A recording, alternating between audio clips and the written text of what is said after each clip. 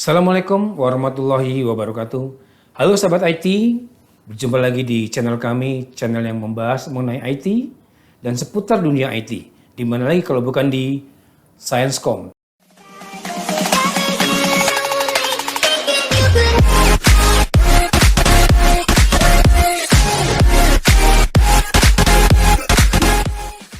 Bagi Anda yang baru pertama kali nonton channel kami, maka jangan lupa subscribe and like agar kita lebih semangat lagi dalam mencoba memberikan materi-materi yang berkaitan dengan dunia IT. Oke, pada kesempatan kali ini saya akan membahas mengenai cyber security defense. Seperti kita tahu bahwa dunia cyber saat ini sangat rentan dengan banyaknya kejahatan cyber yang berlaku di dunia maya. Nah, pada kesempatan kali ini saya akan mencoba membahas bagaimana cyber security defense, bagaimana kita akan membuat sebuah pertahanan sistem security yang baik. Seperti kita tahu bahwa di dalam dunia IT, kita sering mengenal istilah security, ada cyber defense, ada cyber attack. Nah, pada kesempatan kali ini, saya akan lebih membahas mengenai cyber security defense. Nah, ada beberapa pokok bahasan karena memang saya akan coba membuat beberapa bagian, beberapa part, di mana pada kesempatan pertemuan kali ini saya akan membawakan part yang pertama yang berhubungan dengan internet dan teknologi, kemudian dampak positif dan negatifnya internet, kemudian cybercrime. Ya, kemudian ada malware, kemudian ada information security, 3 aspek security, kemudian kebijakan, prosedur, dan awareness, parameter defense. Kita akan mempelajari bagaimana parameter defense diterapkan. Kemudian nanti di bagian berikutnya, kita akan mempelajari bagaimana level-level security, bagaimana penerapan level security di setiap layer-layer keamanan. Baik, yang pertama kita tahu bahwa saat ini kemajuan teknologi sudah sedemikian luasnya, sudah sedemikian cepatnya, sehingga beberapa hal yang mesti Anda perhatikan bahwa ketika bicara mengenai informasi teknologi, maka security adalah bagian terpenting dari teknologi tersebut. Bagaimana kita tahu bahwa saat ini kita bisa melihat informasi yang dapat kita lihat di internet setiap saat, setiap hari, bagaimana perkembangan malware, bagaimana perkembangan kejahatan, bagaimana perkembangan serangan di setiap area, di setiap lini. Maka pada kesempatan kali ini saya akan mencoba menjelaskan bagaimana internet, bagaimana teknologi internet, bagaimana serangan-serangan yang ada di internet, dan bagaimana kita membuat sebuah pertahanan sistem yang lebih baik ke depannya. Kita tahu bahwa teknologi internet berkembang sangat cepat ya, dan ini tidak bisa terbendung lagi. Kenapa? Karena memang sedemikian cepatnya teknologi. Ya, seperti kita tahu bagaimana teknologi IP kemudian sudah berubah ke teknologi IPv6, kemudian dari sisi webnya juga berubah, bahasa pemrograman berubah, teknologi berubah, infrastruktur berubah, dan serangan-serangan terhadap informasi tersebut juga ikut berubah. Serangan semakin lama semakin canggih, teknik yang digunakan oleh para hacker semakin juga canggih. Ya. Nah, internet kita tahu sudah merupakan bagian dari kehidupan kita. Ya, dari mulai kita mau tidur, bangun tidur, kita sudah selalu menggunakan internet. Apakah kita tahu seberapa besar risiko di internet? Kemudian, apakah kita sudah siapkan security? Bagaimana agar internet tersebut, ketika kita koneksi ke internet, ini bisa memberikan dampak-dampak yang positif. Kemudian, apakah kita tahu serangan-serangan yang terjadi dalam internet? Kita akan lihat. Ini adalah dampak internet. Ya. Bagaimana kita tahu bahwa setiap kita koneksi ke internet, ada sisi positif, juga kemudian ada sisi negatif. Kita tahu banyak sekali sisi positif yang bisa kita dapatkan dari internet. Tetapi apakah kita juga memahami bahwa dampak negatifnya juga sangat banyak sekali? Kita sering sekali dapatkan serangan malware yang tidak kita sadari bahwa serangan tersebut merugikan ya, baik dari sisi koneksi, dari sisi aplikasi, dari sisi data. Bagaimana si penyerang ini melakukan teknik serangannya? tentunya ketika kita melakukan internet, ya kita tahu bahwa internet itu adalah salah satu bagian dari kehidupan kita yang tidak mungkin kita hindari saat ini. Baik kita hidup di daerah, di perkotaan, maupun dimanapun. Dan setiap lini kehidupan selalu tergantung dengan yang namanya internet. Nah, kalau kita bicara mengenai informasi positif dan negatifnya internet, bahwa banyak hal positif yang bisa kita dapatkan dan tentunya banyak hal negatif yang juga kita mesti waspadai. Ya. Nah, cybercrime kita tahu bahwa cybercrime ini menjadi sesuatu yang sering sekali kita dengar. Sering kita dengar baik itu dari media sosial, dari internet, dari media online dan sebagainya. Nah, cybercrime atau lebih sering kita kenal dengan istilah kejahatan dunia maya. Banyak sekali kejahatan dunia nyata yang sekarang diimplementasikan ke dalam dunia maya. Dan juga banyak kejahatan dunia maya yang diimplementasikan ke dalam dunia nyata. Ya. Sehingga kita harus tahu bagaimana membuat sebuah pertahanan, sebuah security yang baik. Ya. Kalau kita lihat rumah, kita punya rumah, maka rumah kita pasti dipagar. Hampir semua rumah sekarang dipagar. Walaupun sesungguhnya di dalam rumah itu sendiri pasti punya pintu. Di dalam pintu pasti ada kuncinya. Jadi kalau kita lihat pertahanan informasi yang kita miliki, aset yang kita miliki di rumah, ini pertahanannya berlapis. Contoh sederhana begini, kita punya laptop atau kita punya barang emas. Kita simpan di dalam lemari tersebut barang berharga kita taruh di brankas, kemudian di lemari dikunci. Kemudian posisi di kamarnya kita kunci kalau kita keluar. Di kamar kita pintu rumah pun dikunci. Kemudian kita bahkan ada beberapa yang menyiapkan CCTV.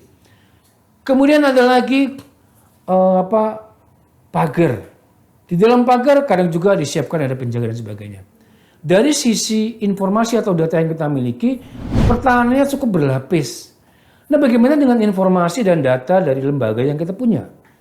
Bagaimana informasi data dan informasi lembaga informasi sensitif yang ada di dalam perusahaan atau lembaga kita?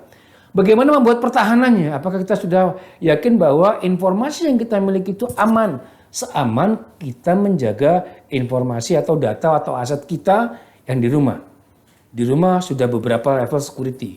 Bagaimana ketika data informasi kita yang ada di server kita misalnya, atau informasi kita yang ada di kantor, bagaimana kita menjaga? Apakah kita sudah menyiapkan semua level security-nya? Cybercrime dengan kemampuan boot, tentunya kita paham setiap malware ini memiliki kemampuan yang berbeda-beda. Dan cybercrime sendiri memiliki teknik yang luar biasa, selalu berkembang. Ya. Nah, kemudian kita tahu serangan-serangan itu dari mana aja. Tadi misalnya kita lihat cybercrime itu dari mana sih? Biasanya tentunya kalau kita di sistem, di informasi, di cyber, tentunya yang paling sering adalah malware. Malware itu bisa virus dan sebagainya.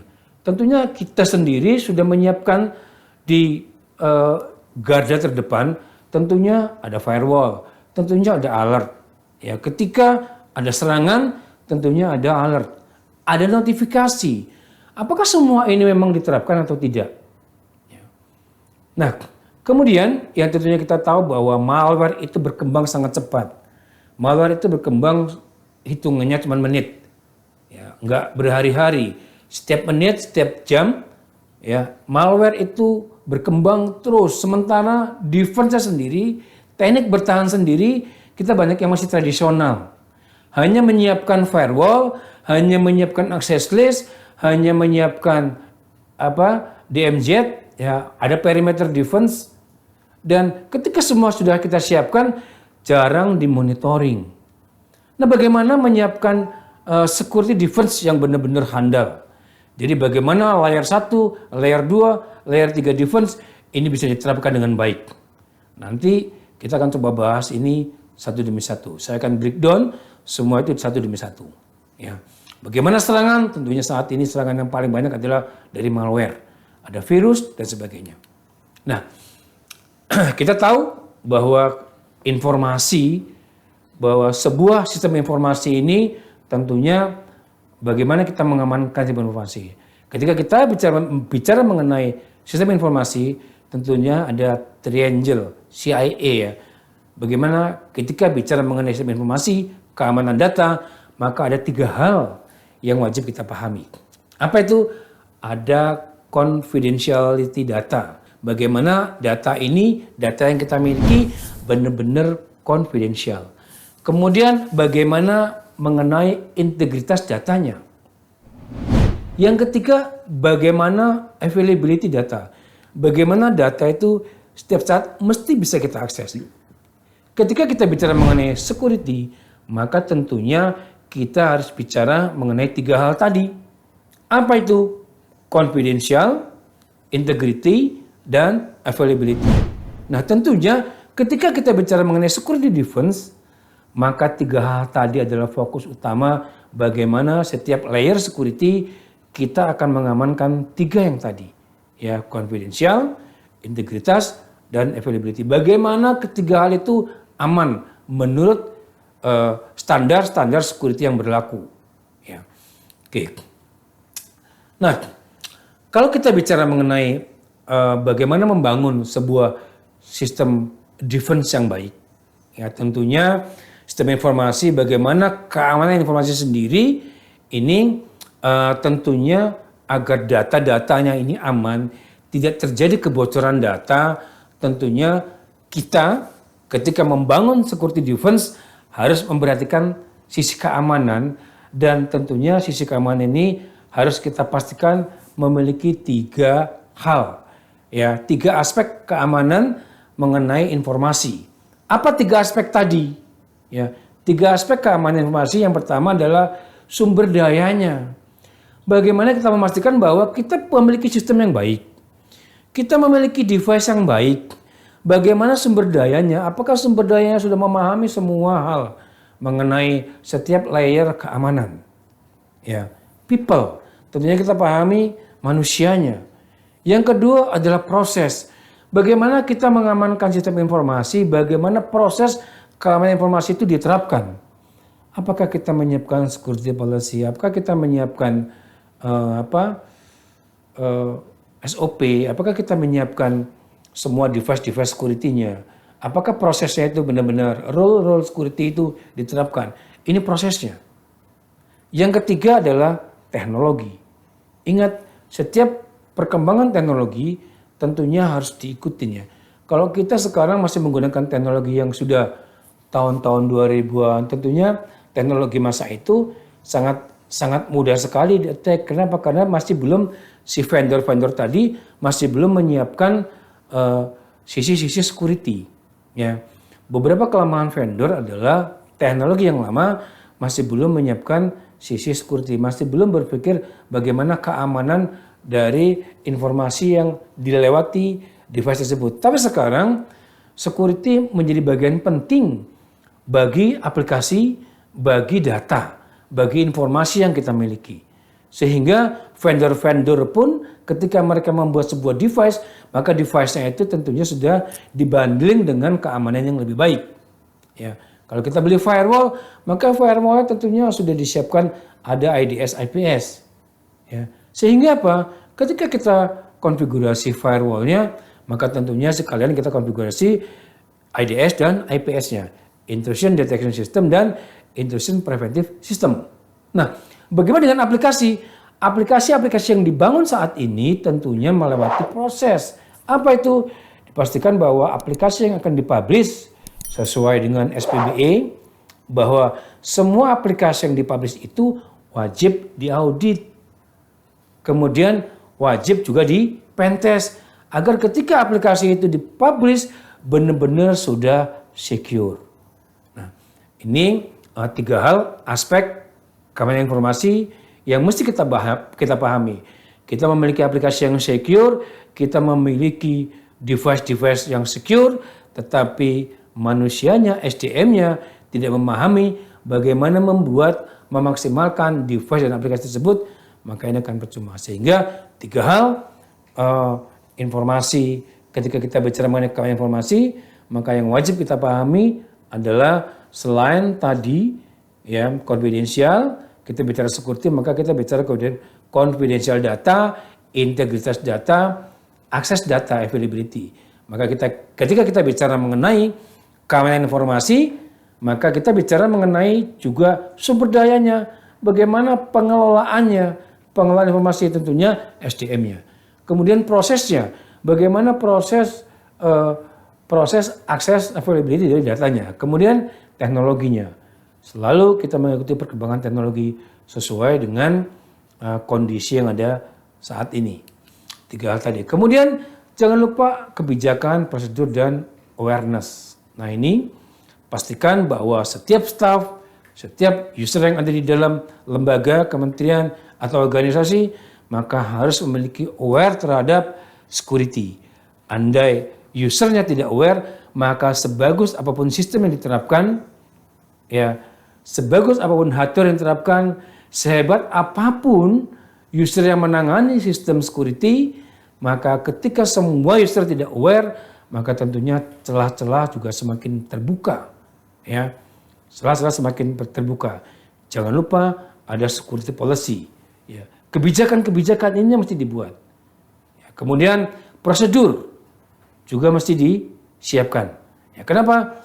Karena tentunya untuk membatasi operasional penggunaan sumber dayanya. Pastikan bahwa untuk kebijakan keamanannya kita sudah terapkan.